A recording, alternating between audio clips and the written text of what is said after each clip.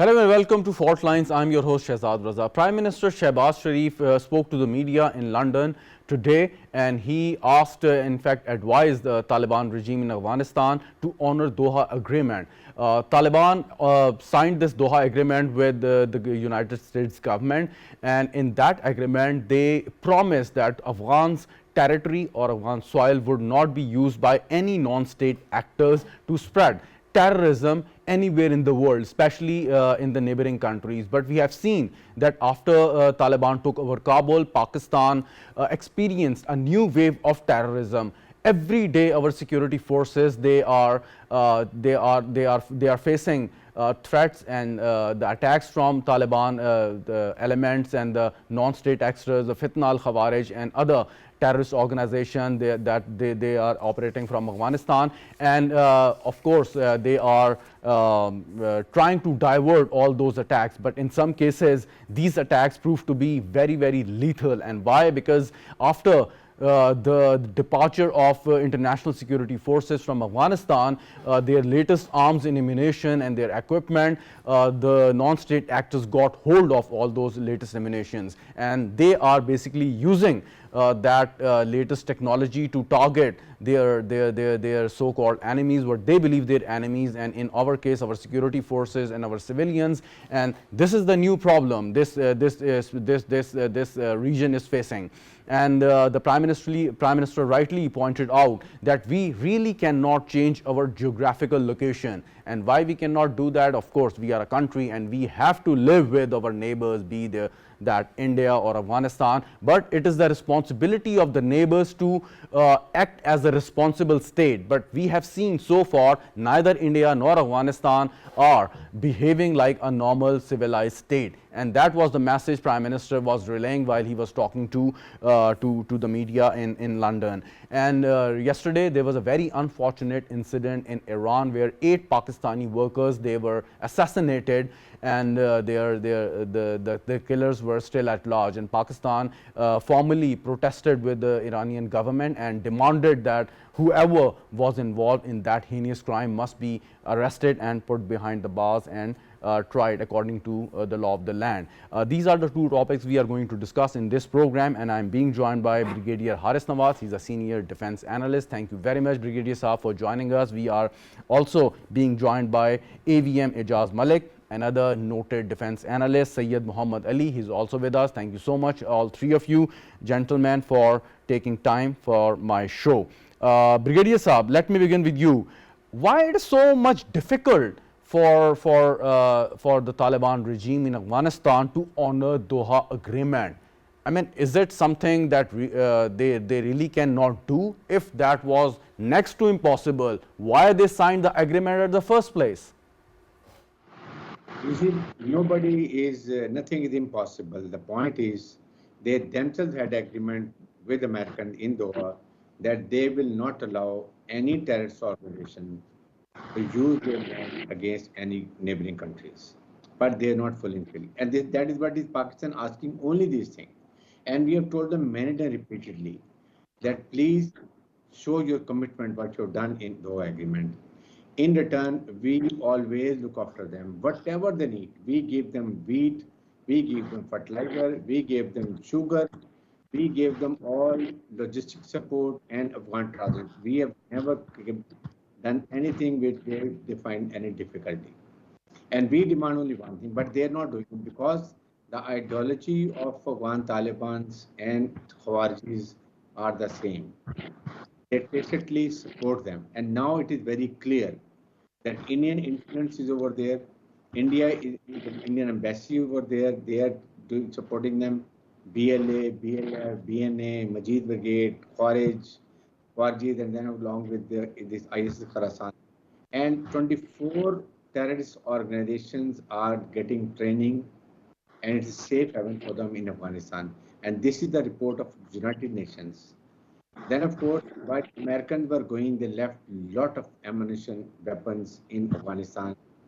Approximately 7,77,000 rifles they left, with 70,000 of APCs and all, with all the vehicles they've left it.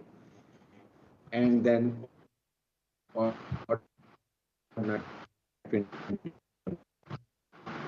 Right. Sorry, I lost you there, Brigadier Saab. Can you hear me fine? Hands of these terrorists. Brigadier Haris Nawaz, let me get back. Let me get back to you. I mean, there is some distortion in your voice. But before I ask another question, let's hear what Prime Minister had to say today while he was talking to the media and, in fact, advising Taliban regime in Afghanistan how should they behave while governing the country, the lawless country. Let's hear what Prime Minister had to say. Afghan interim government को हमने कई मरतबा ये message दिया है कि देखें कि जो दोहा एग्रीमेंट हुआ था उनका, उसके हवाले से अफगानिस्तान की जो सरजमीन है वो किसी तौर पर भी वो दहशत गर्दों को इस्तेमाल करने की इजाज़त नहीं देंगे। लेकिन बदकिस्मती से टीटीपी, आईएसटीपी और दूसरे जो दहशत गर्द जो तंजीमें हैं वहाँ से ऑपरेट करती हैं और पाकिस्तान के बेगुनाह लोगों को उन्होंने शहीद किया है। तो मैं समझता हूँ कि ये कुर्बानियाँ जो पाकिस्तान के अवाम, पाकिस्तान की अफवाज Pakistan, police, law enforcing agency दे रही हैं, ये रायगा नहीं जाएंगी। लेकिन अफगानिस्तान को मेरा एक मुखलसाना मशवरा है कि वो फिल फौर इन दहशतगर्द तंजीमों को लगाम डालें और अपनी धरती को इस्तेमाल करने की कदम डालें। That was Prime Minister Shehbaz Sharif talking to the media in London. Brigadier Saab, can you hear me fine? Yes, I can hear you loud and clear.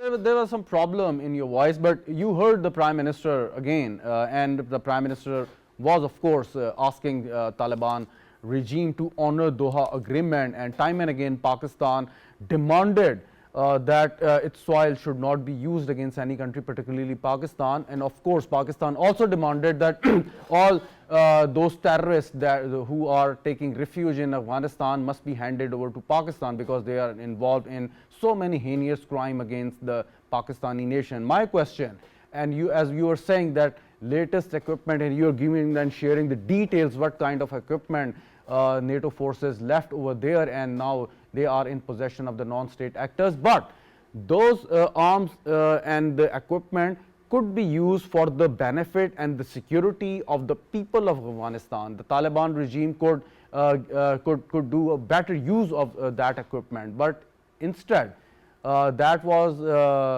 not the case, and now all those arms and ammunition are being used against the countries like Pakistan. Why is the case? Why they were not so positive, and why that was their maybe the policy or strategy to begin with? Pakistan expected that they are going to be very friendly with us when Americans were leaving. We gave them all logistic support in lifting of their personals. Then Americans helped them in evacuation of their personals. Then they had sent Pakistan around 50,000 their own contractors for the safe stay in Pakistan. Ultimately, they had to be shifted to America, which they have not done it.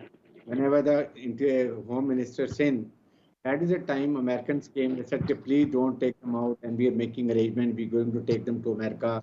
Otherwise, their life in Afghanistan is in danger. So we agreed, but still they are not doing much about it. This weapon and ammunition, Afghan Taliban are selling to terrorist organizations. They are getting money out of that, which is very unfair. Actually, this all ammunition they should have had their own control over there. I would say American, while Libya should have handed over officially this weapon ammunition to Afghan Taliban so that it could not have fallen into the hands of this terrorist organization. But now it is all with these terrorist organization. Whenever there is a terrorist activity in Pakistan, they are carrying American weapons, they are carrying American ammunition, nitrogen devices, and those are the latest equipment. That is creating a problem for Pakistan. And now Trump, you must have heard, is told Afghanis that please, we are going to get all the weapon ammunition back, but I don't think it is. Of course, I mean that is exactly President Donald Trump stated. You rightly pointed it out, Brigadier Saab. AVM Ijaz Malik, the question is, Pakistan is probably the only country which was praised by President Donald Trump in his inaugural address to the Congress, and the reason that Pakistan rendered so many sacrifices in terms of human lives and the financial losses we suffered over the period of time. And of course, after the victory of President Trump, Pakistan, of course, helped United States of America to arrest and a very high value target. The question is, now the Americans are taking keen interest getting all those weapons back. So is it going to be another chapter of cooperation, a good cooperation between Pakistan and the United States of America? Well, in my opinion, this would amount to a very pivotal shift in American policy, because these weapons were not left behind by the NATO forces and mostly by Americans, because they had to hastily depart from Kabul, but they had an opportunity. They were planning to withdraw from Afghanistan for almost 2 years prior to the D-Day, and they have a tremendous airlift capability. During their prime time here presence within Afghanistan, they had 24/7 up and down movement, air movement of their logistic support aircraft, and they have tremendous capability. But in my opinion, they did not leave it because they didn't have the capability. They left it with a purpose. It was intentionally left to keep this volatile region and this volatile country in particular in a flux. And otherwise, Brigadier Saab would endorse this, that AVM Saab, but we heard another argument, another side of the story, particularly from the Americans, that those weapons were left because they believed that the Afghan security forces at that point in time would use them to strengthen the security within their own country, and of course to deal with the non-state actors. They had obviously no idea that how quickly the Kabul would fall and Taliban would take over. You see, if we see the history, how those internal security forces were being developed by American during their entire period of presence within Afghanistan.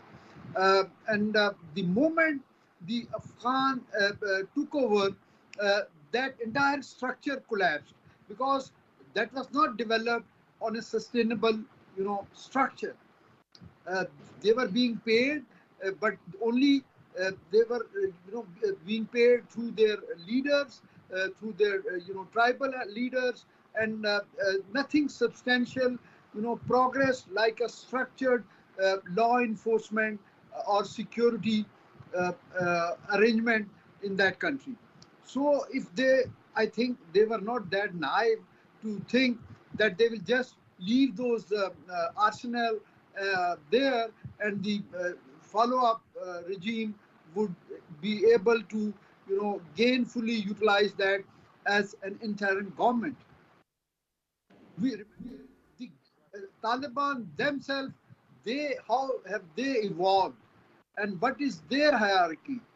So they didn't have that, structure within themselves even, wherein they could, take over that inventory, hold, an account procedure of, logistics management, and develop a mechanism where there was a transparency, for even American or NATO, that how these equipment was being maintained and further planned to be.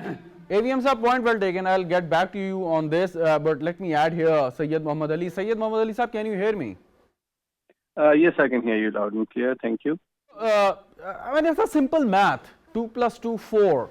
If Taliban regime behaves in a civilized manner, honor its agreement, that of course honor the main agreement, the Doha agreement they signed with the Americans, and of course respects the rights and the values of the neighboring countries. So their journey for recognition would be much more easier than it is right now. None of the countries in the world recognize Taliban regime just because of the fact that they are not fulfilling the commitments they openly made with the Americans and the rest of the world. So why they are not taking it seriously? Is it their naivety, or they are just doing it deliberately as a matter of policy? Thank you for having me on your show, Shahzad. I was listening to a very comprehensive analysis by the earlier learned and senior colleagues. I'll just like to add a couple of points to what was already discussed. That I think since I've dealt with the U.S. administration for a few years myself at the highest level, I'll tell you that unlike many other countries, the U.S. Military strategy is subordinate to their domestic politics. And you know very well, there's another angle which is very important that offers opportunity for Pakistan right now in terms of the gross irresponsible strategic behavior of Taliban administration that offers Pakistan an opportunity, not just like Brigadier Saab mentioned, to raise it at the UN and other multilateral organizations like OIC and ECO, which is meeting in Pakistan today, but also at bilateral level with the US. And you know very well, a few hours from your program, a high-level US Congress delegation met Pakistan's Army Chief in Rawalpindi today. And they appreciated Pakistan's critical role in maintaining security and stability in this region. And they also reiterated and shared Pakistan's growing concern regarding the rise of terrorism and the revival of terrorism in Afghanistan, not just as a threat to Pakistan, but to the international peace and security. You just mentioned had also a very productive meeting with the Interior Minister and the Minister of State for Interior, Mr. Mohsin Naqvi and Mr. Talal Chaudhry. But my point, coming back to my point, and we will discuss this visit of the US congressman in detail, but my point, why it is so much difficult for Taliban regime to honor the commitments they already made. I mean, if they fulfill, don't you think that if they fulfill the commitments, it would make their life easier? The world would be, and the countries which were earlier in the past closer to Taliban, I mean, they would be in a much better position to go for the recognition. I mean, why don't the Taliban accept this very basic fact? What is the hindrance? Shahzad, I completely agree with you that a well-meaning, responsible state is expected to adhere to their international obligations, particularly like you mentioned, the Doha Accord, and also live up to the Charter of the UN, that its territory will not be used to harm the sovereignty, territorial integrity of any other country. But there are three reasons why they are not doing it. There's a political reason, there is an economic reason, and there's a ideological reason. The political reason is, again, the Doha Accord and Pakistan and all its regional partners expected and urged the Taliban administration to shape an inclusive government, which will allow all walks of life, all factions, and all schools of thought to be represented in a stable situation, which they have not done in the past 3 years, which allows their country to be politically unstable. The second aspect is their infighting. Let me explain this very important point. Right now, there's a very intense power struggle going on within the high ranks of Afghan Taliban between the Kandhari ideological leadership and their militant leaders. So there's a very let me ask a question, if you allow me, Sayyid Muhammad Ali Saab.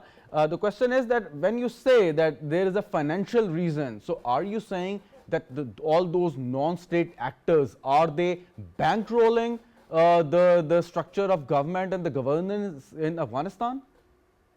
Yes, and let me explain this further. This is very important and directly linked to the rise of terrorism within Pakistan as well, because Pakistan's black economy is deeply linked with the terror financing of Afghanistan, because the entire Afghan economy is based on black money and smuggling, and the huge amount of arms and ammunition which the Western forces left, which my earlier honorable colleagues discussed, are being used to be sold not just in Afghanistan, not just to TTP, not just to Daesh, not just to other organizations, not just to IMU, not just to ETIM, but to other extra-regional organizations. Point well taken, sir. Point well taken.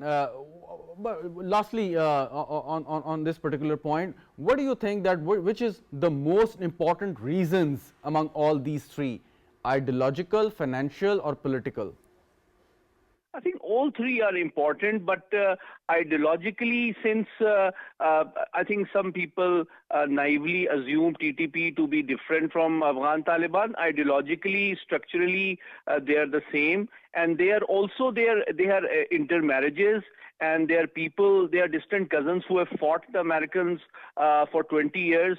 So to expect them to be, to hand them over to Pakistan or to international community was somewhat unrealistic. But that Taliban haven't, learned the statecraft of the modern day statecraft. Anyways, I'll get back to you on this.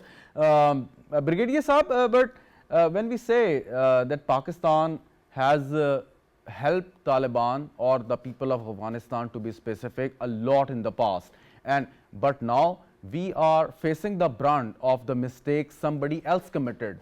United States of America or other international security forces, they left in haste, leaving their arms and ammunition in Afghanistan, and now there is a Taliban regime which is of course supporting or facilitating the non-state actors. That why should we be facing all that brunt, and why should we be the victim of the mistakes somebody else committed?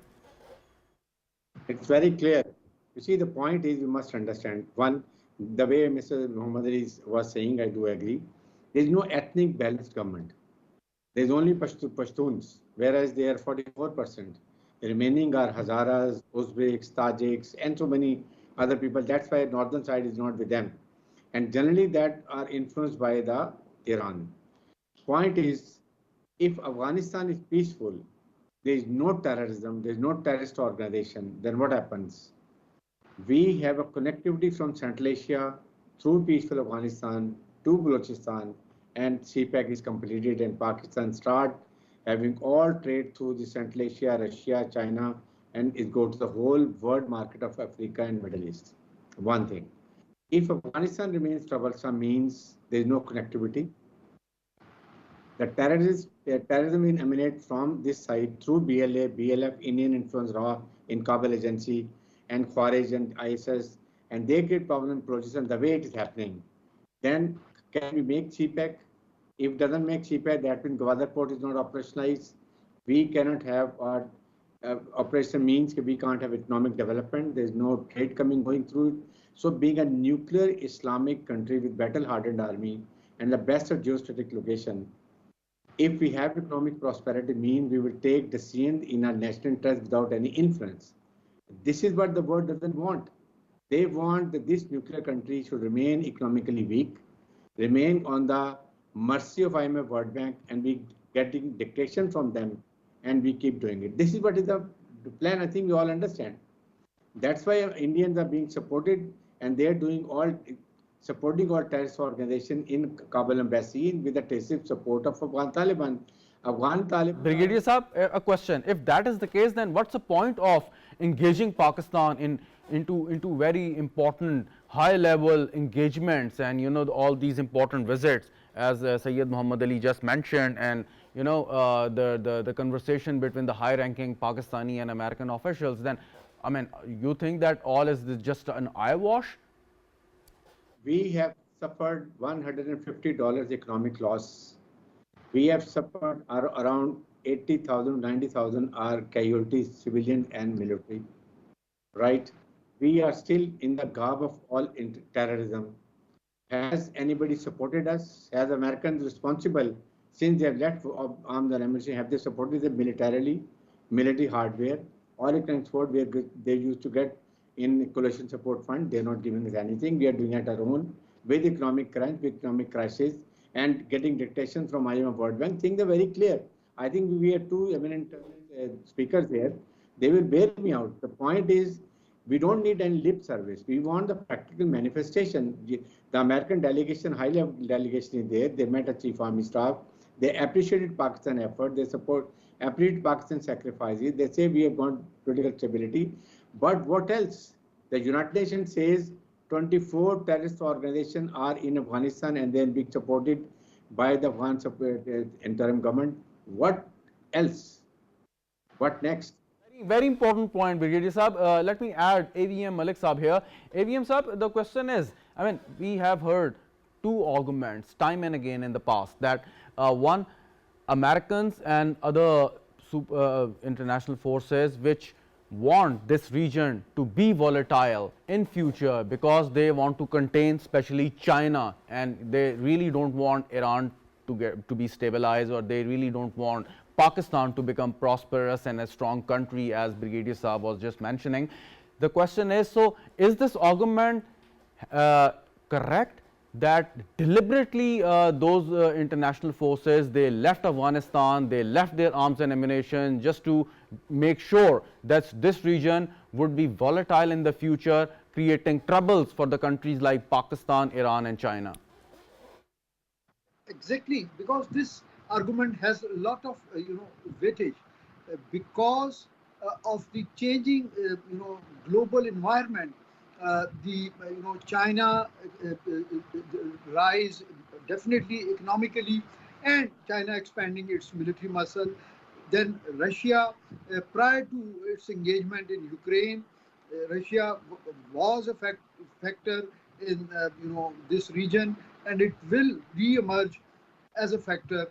So the Western power led by America, they do not want this region to be in a cohesive arrangement wherein through communication, through development of road infrastructure, as a part of BRI and CPEC, the connectivity between the oil and gas resources and the potential markets.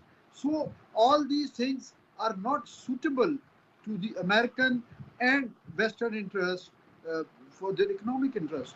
So that's the reason that they do want a certain level of turmoil in this region, certain level of instability. Now, I mean, we are in a very complex state of affairs as far as the entire world and specifically this region is concerned. Now, USA and China, they are engaged in a bitter tariff war, and now stabilize Afghanistan or stability in the region would ultimately benefit the neighbors vis-a-vis China. So you think that America or its allies would be really interested that Afghanistan become a stable country and become ultimately benefiting the countries like China, which now they consider their worst trading rival?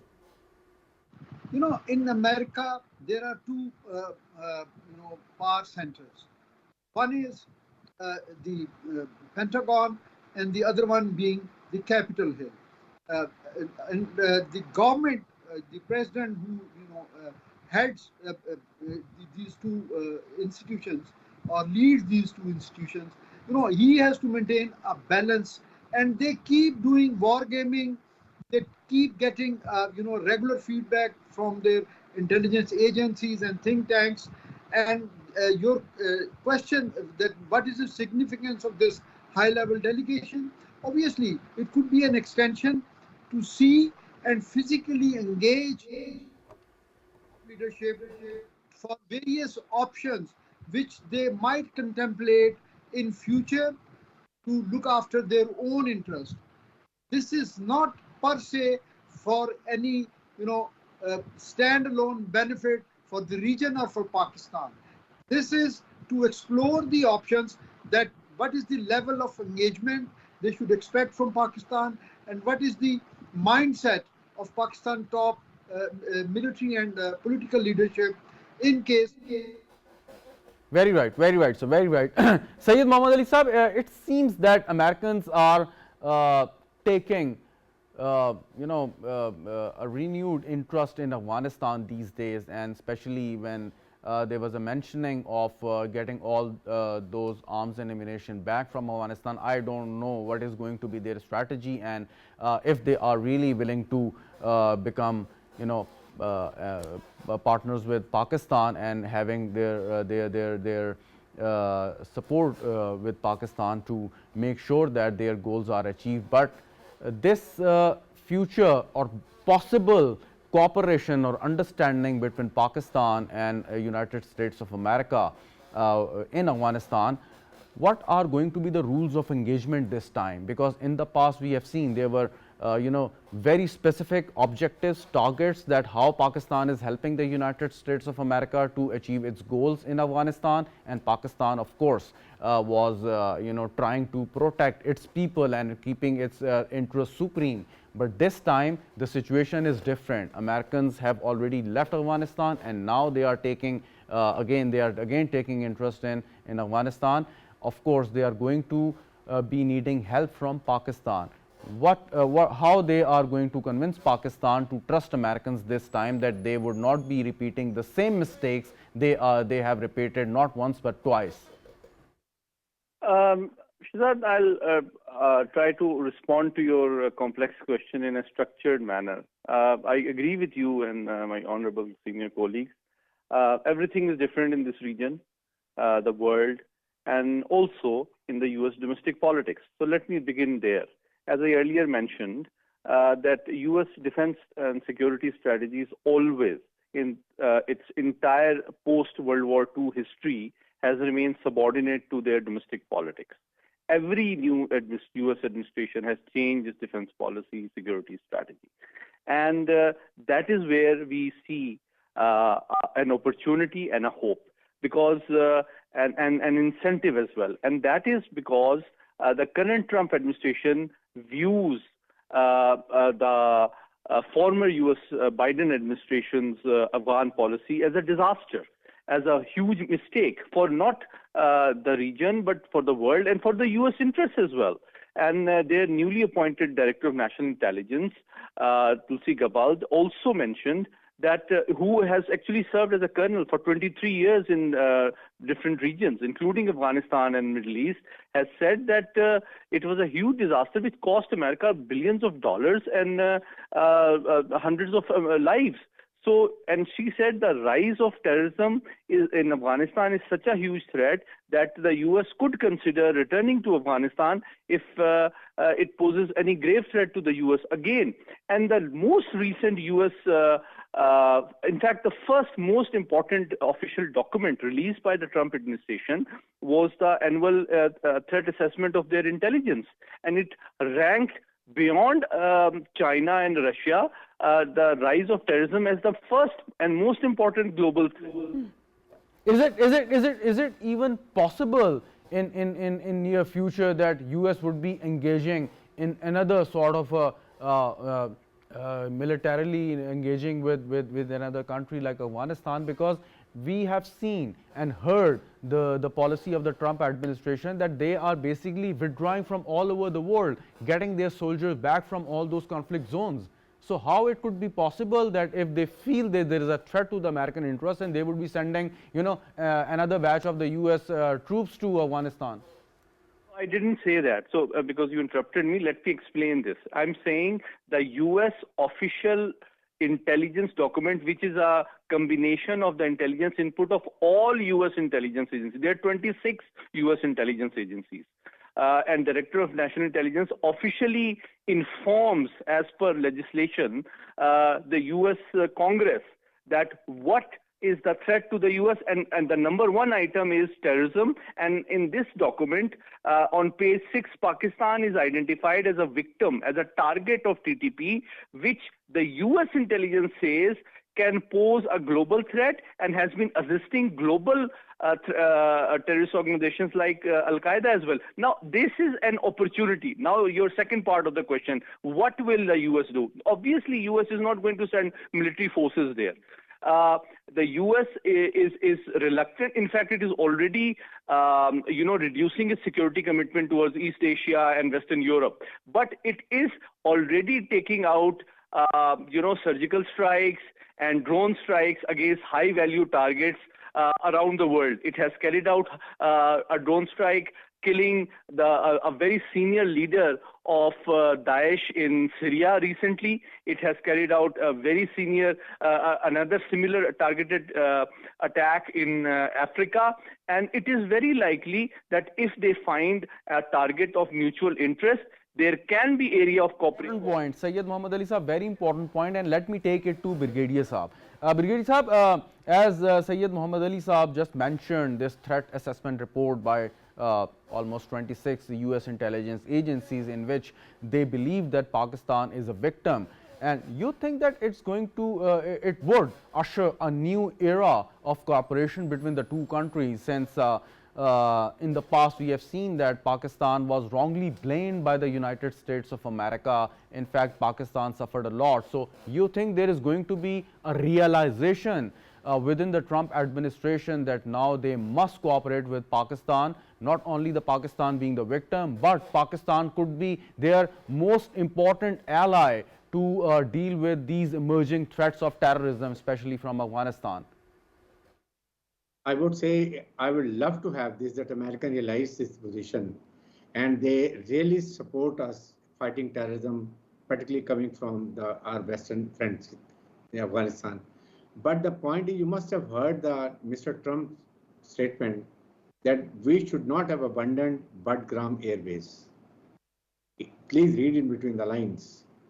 It is the most sophisticated air base they developed during their stay in Afghanistan.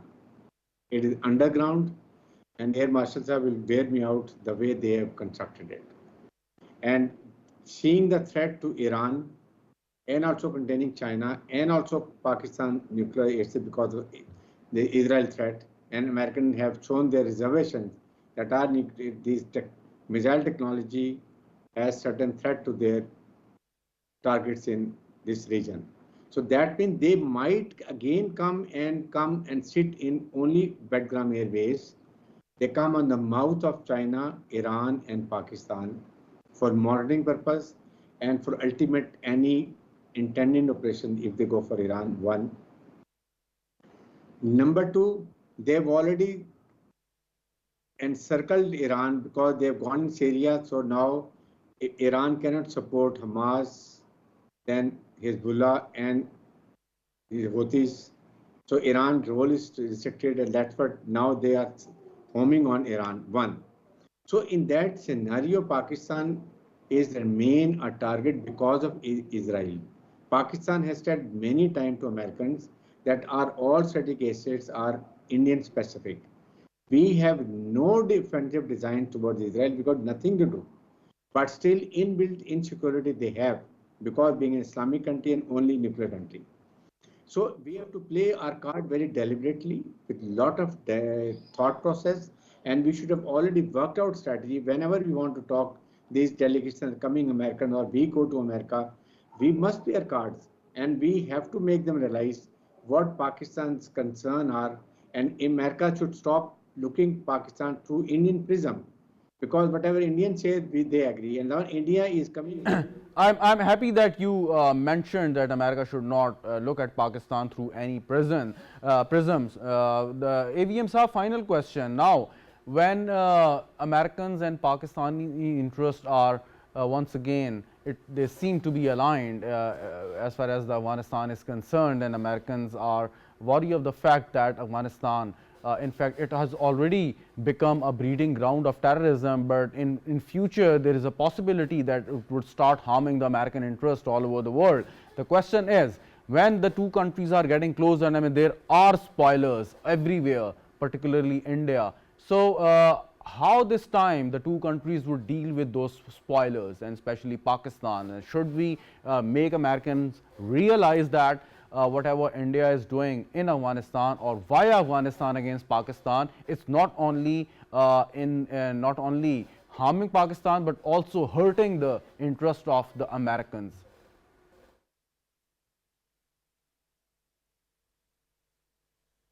AVM Sahab. AVM Sahab, can you just open your mic?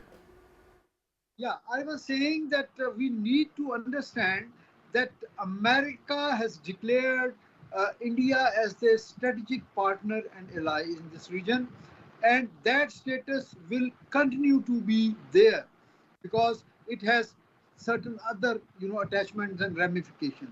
As far as American interests and relationship with Pakistan, historically and in future also, they would be transactional, and particularly under the Trump administration, he doesn't believe in long term this arrangement. There is no harm in having a transactional relationship as far as your interests are aligned for a brief period of time. There is no harm. Yes, there is no harm, but as Brigadier Saab mentioned, we need to get, maximum advantage if they pursue this relationship without having compromised on our strategic relationship with China and our potential relationship with other neighboring regional countries. We have to be very careful of this balancing factor. You are very correct in your assessment here. Thank you so much for joining us, AVM Ijaz Malik Saab, Brigadier Haris Nawaz Saab, Sayyid Muhammad Ali Saab, for your valuable time and your valuable inputs as well. Thank you so much indeed, and thank you very much viewers for watching the show. Good night and Khuda Hafiz.